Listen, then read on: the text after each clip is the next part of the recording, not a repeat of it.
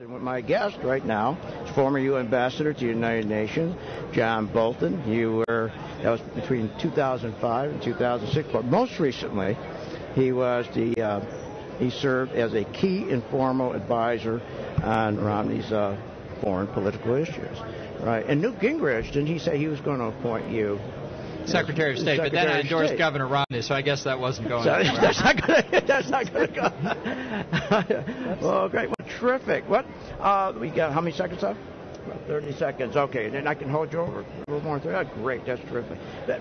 Quickly, in a 30 seconds, what did you think of Ann Romney's speech? I thought it was a very effective speech. I think everybody has said that she provides insights into Governor Romney that only somebody's wife can provide, and very important. I've never found him a distant man myself in dealing with him, and it's too bad everybody can't get to meet him personally.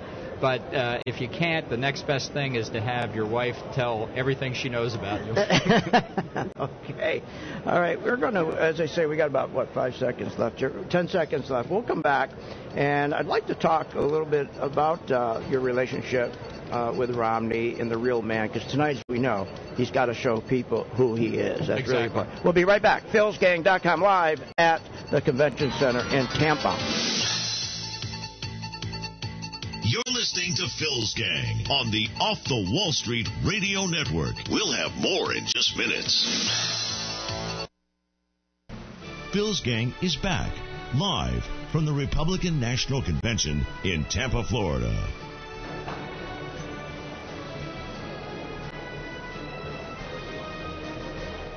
You know, the American people are still asking the question, where are the jobs? But President Obama only offers excuses instead of answers. His record is a shadow of his rhetoric. Yet he has the nerve to say that he's moving us forward and the audacity to hope that we're going to believe him. My special guest is former Ambassador to the United Nations, John Bolton. Thank you again. Glad to be with you. Ambassador, let's talk about the Middle East. The other night, it was interesting. I was listening as I was walking around some of the delegates, and McCain and Rice were both talking foreign issues, and they said, and some of the delegates said, gee, I wish they wouldn't spend so much time on that, because most people don't understand, and we want them to spend more time on the economy. But I think, like the Israel issue and the Middle East, what should people focus on? When they said that to me, I said, no, I think it's very important. Yeah, well, look, there's no doubt the economy is a critical issue for everybody because it affects them very directly in their daily lives. But just think each time you go to the gas station to fill up your gasoline tank, what the situation in the Middle East does to the price of the oil that gets pumped and that you eventually put in the tank. And this is something that both John McCain and Condi Rice said last night, and it's a point that's been emphasized throughout the Romney campaign, and that's that you cannot have sustained American economic recovery without a strong American presence internationally. There's not a lot of order and stability in the world, but what there is, the United States and its allies provide. If we don't provide it, either you have a potential descent into anarchy, which is obviously not good for the economy, or some other country takes up that role, and they won't have our best interest at heart. Now, a lot of other countries benefit from our role, but we're not doing this out of altruism. We're doing it for ourselves. It's very practical. And I do think Americans understand that. I think when they look at presidential candidates, they look for leadership. They're not going to get involved in the intricacies of foreign policy. Why should they? They've got families and homes and jobs to take care of. But they want an American president who will defend American interests and represent them vigorously. They want somebody who will assert American leadership on their behalf. And I think the contrast between Romney and Obama could simply not be clearer. And if you had to pick one contrast, and you say, Phil, you got to focus on this contrast, what would it be?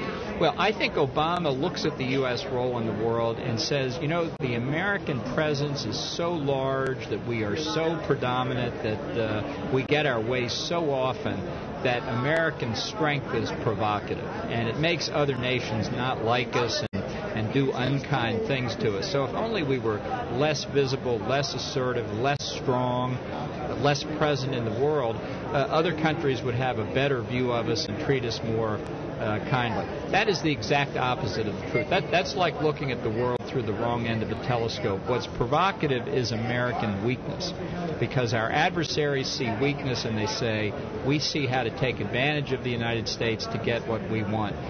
So the difference is, what is the best way to ensure peace and stability in the world? And Governor Romney is very much in the Ronald Reagan tradition of what he called peace through strength.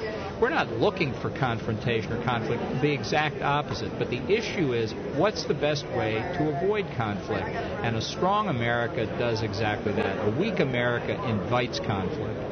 Ambassador Bolton, what would be you just mentioned a moment of gasoline. You hit that $4, you hit that $5, and of course the $5, that could change the election all over. What's the one catalyst you would point to that we'd have that real problem with gasoline? What's the perfect storm, so to speak? They have to come together in the Middle East that we're really having a problem. Well, I think we're moving toward it. I think the U.S. Strategic position in the Middle East has been declining over the past 3.5 years. It's not just a question of a problem here, a problem there, a problem over here. It's a series of problems that are all coming together at once. The Arab Spring in the Arab countries has turned out not to lead to democracy, unfortunately, in most cases, but to radical Islamicist regimes taking power. In Egypt, 100,000 Coptic Christians have fled the country because they fear what the Muslim Brotherhood's rule will mean. The Arab states that produce oil are very worried, and obviously you have Iran's very close approximation to getting nuclear weapons. And how can we prevent that? What steps do we have to take? What maneuvers do we have to make? What in your mind, if you were still ambassador? Well, a lot of this is psychological. The perception of America's role in the world under Obama is that we're pulling back, that it's a George McGovern come home America moment. And that America is a declining power. So if you live in the Middle East, you're not leaving. You live there. You're going to try and cut the best deal you can to protect your own interest. And that is an explanation in part of the so-called green-on-blue killings in Afghanistan, where troops of the national government are attacking and killing American and other NATO forces. Why is that? Because, in part, President Obama announced the withdrawal of American forces in 2014. Those Afghans are not coming out with us. They know that if the Americans leave, the Taliban are likely to take over. And so they are accelerating the process. You know, the Taliban have a saying in Afghanistan about us. They say, you have the watches, we have the time. What is the difference between the relationship we had with we've got 1 minute left with the relationship that Reagan had with Israel and Obama? It's about 180 degrees different. And what's the danger to that? Well, the danger is not simply that it imperils Israel, but that it imperils American strategic interest in the region. Israel is a trusted ally. We work together with them on intelligence matters, on missile defense. It's a bulwark and really a strength for the friendly Arab states that produce oil in the Persian Gulf. If these Arab states see that we won't protect Israel, our best friend, what do they think we're going to do for them in their time of trouble? So this is a kind of spiraling downhill that we see that needs to be reversed, and we don't have much time to do it, unfortunately. With Romney winning and a few seconds left, cabinet post? Do you see a cabinet well, I post? don't know. You know, Jim Baker, my former boss, Secretary of State, always used to say to me, keep your eyes on the prize. And the prize is November the 6th. You worry about the rest of it later. All right. Listen, we can't thank you enough for stopping by and my telling pleasure. what's going on. Thanks for having me. We'll see you a little bit later. Okay, thank you. you. All right. There you have it. Former UN Ambassador to the United Nations from 2005-2006, John Bolton. We'll be right back. You're listening to Phil's Gang on the Off the Wall Street Radio Network. We'll have more in just minutes.